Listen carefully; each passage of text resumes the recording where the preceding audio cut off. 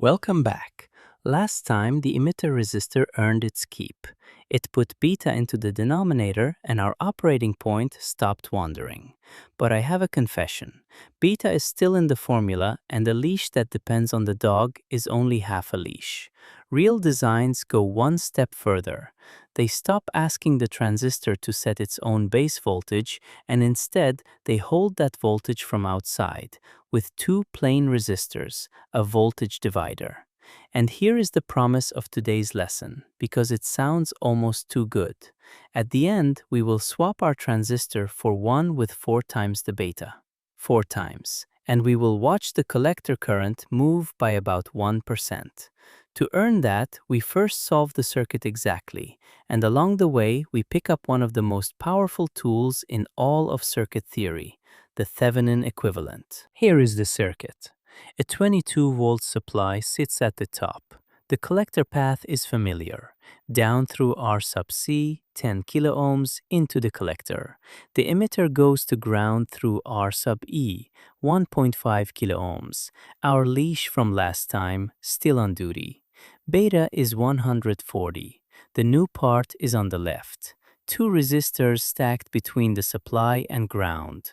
R1, 39 kilo-ohms on top, and R2, 3.9 kilo-ohms at the bottom. And the base taps the point between them. That stack is a voltage divider, and its job is to hold the base at a fixed voltage no matter what the transistor gets up to. The question asks for the collector current and V sub CE. Now, here is the tempting shortcut. You look at those 2 resistors and you want to use the divider formula, call the base 2 volts and move on. Resist that for now. The divider formula is only exact when nothing draws current from the midpoint, but our base does draw current. The divider is loaded. Today we respect that loading and solve the circuit exactly.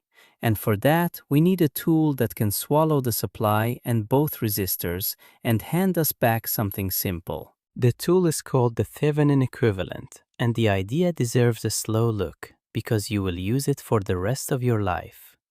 Stand where the base stands and look left into the wall formed by the supply and the 2 resistors. Here is the key insight. The base cannot see behind that wall.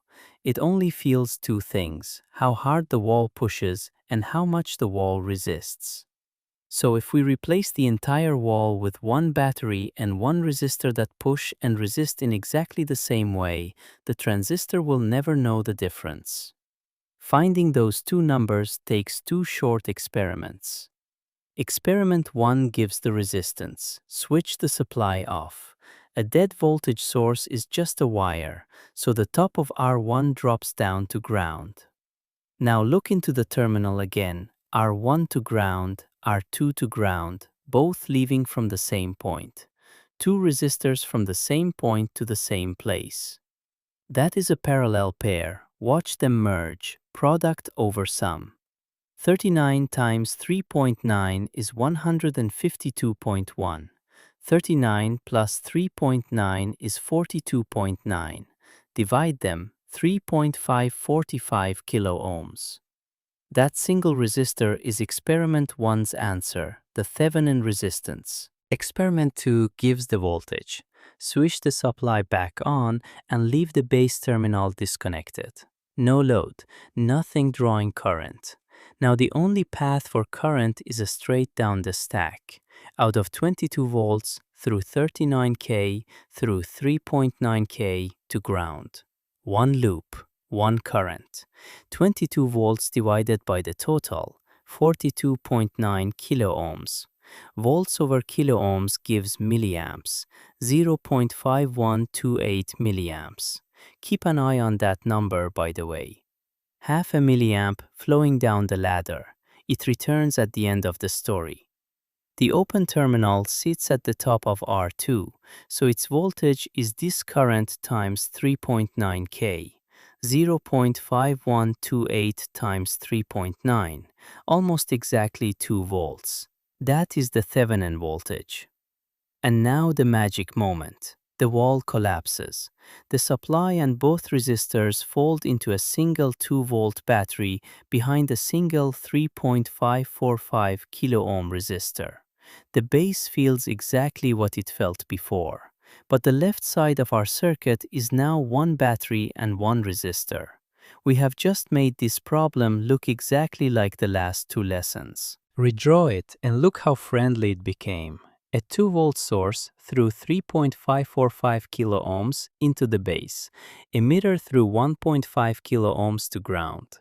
This is the emitter bias circuit from last time, wearing new numbers. So we walk it with Kirchhoff exactly as before. Start at the Thevenin source, 2 volts. Pay the toll across the Thevenin resistor, minus I sub B times 3.545K. Step across the base emitter junction, minus 0.7, and down through the emitter resistor, carrying which current? Not I sub B, we learned that trap last time. It carries the emitter current beta plus 1 times I sub B, and beta plus 1 is 141. So that toll is minus 141 I sub B times 1.5K, and we land on ground, 0. Now collect the pieces. 2 minus 0.7 is 1.3. 141 times 1.5K is 211.5K. There is the giant shadow again, a small emitter resistor seen from the base multiplied 141-fold. Add the 3.545K in front of it, 215.045K in total. So I sub B is 1.3 volts over 215.045K. Volts over ohms gives amps, 6.045 microamps. Magnitude check, base currents live in microamps. 6 is on the small side, and that is simply the large beta doing its work. Perfectly healthy. With I sub B on the board, the currents tumble out. The collector current is beta times I sub B, 140 times 6.045 microamps, which is 846.3 microamps. Slide the decimal 3 places, 0.846 milliamps. The emitter current is beta plus 1 times I sub B, 141 times 6.045, which is 852.4 microamps, so 0.852 milliamps. Magnitude check. Collector currents live in milliamps, and we landed just under 1. Perfectly reasonable. And the old promise holds again. 846 against 852, practically twins. I sub C is approximately I sub E. The last walk runs down the collector side of the original circuit, the real one, not the equivalent. Remember, the equivalent was only ever a stand-in for the base's point of view. Start at 22 volts, down through R sub C, 10 kilo-ohms, carrying I sub C. 10 times 0.846 is 8.46 volts gone. Across the transistor, minus V sub CE are unknown. Down through R sub E, carrying I sub E. 1.5 times 0.852 is about 1.28 volts, and we reach ground. Gather it up. V sub CE is 22 minus 8.46 minus 1.28. That is 12.26 volts. And that is the answer the problem asked for. About 12 volts across the transistor with 0.846 milliamps through it. 3 quick bonuses, since we already paid for them. The emitter sits at 1.28 volts. The collector sits at 22 minus 8.46, 13.54 volts. And the base sits one junction above the emitter, 0.7 plus 1.28, which is 1.98 volts. Pause on that last one because it is quietly beautiful. The divider promised 2 volts. With the transistor connected and drawing its current, the base sits at 1.98. The ladder sagged by 21 millivolts. Remember the river? Half a milliamp pours down the divider while the base sips 6 microamps through a straw. 85 times less. A sip does not move a river. And the final sanity check, 8.46 plus 12.26 plus 1.28 is 22 volts exactly. Nothing leaked. Now the payoff. The experiment I promised at the start. We are going to be cruel to this circuit. Take our transistor, beta 140, and rip it out. First, drop in a weak one, beta 70, half the gain. Watch the fixed bias circuit on the left, the one from 2 lessons ago, set up at the same operating point. Its collector current is chained directly to beta, so it crashes to half, from 0.85 down to 0.42 milliamps, minus 50%. Any amplifier built around it is now badly off-center. And our voltage divider circuit? 0.827 milliamps. It moved by about 2%. Now the other direction. Drop in a hot transistor, beta 280. Double the original, 4 times the weak one.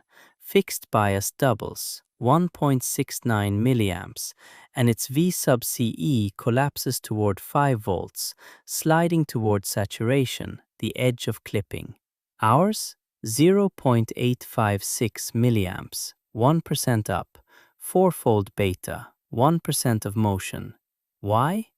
Look at the bottom of our base current fraction, 3.5 K from the divider plus over 200 K from the reflected emitter resistor. Beta dominates the top and the bottom of that fraction at the same time, so it nearly cancels itself out of the answer. The divider holds the base voltage steady. The emitter resistor turns that steady voltage into a steady current. The transistor's own personality has almost nothing left to say. And that is why this is the bias circuit you find in real schematics. You can buy a bag of transistors with betas scattered from 70 to nearly 300, solder in any one of them, and every single board lands on the same operating point. Let us fold this into your pocket. The circuit, a voltage divider holds the base, an emitter resistor holds the current. The method, when the base looks into something complicated, collapse it with 2 short experiments. Kill the source and merge what you see. That is the Thevenin resistance. Open the terminal and read the resting voltage. That is the Thevenin voltage. After that, it became last lesson's problem, and the same 2 Kirchhoff walks finished it. 6 microamps into the base, 0.85 milliamps through the collector, about 12 volts across the transistor, and an operating point that just shrugs when beta quadruples. One more thing before you go. Half a milliamp down the ladder against 6 microamps into the base, 85 to 1. That ratio is begging for a shortcut. If the SIP is that tiny, why not ignore it completely, call the base 2 volts, and skip Thevenin altogether? That is exactly the approximate method. It takes 3 lines and it lands within 2% of everything we computed today. Next lesson, we earn the right to be lazy. See you there.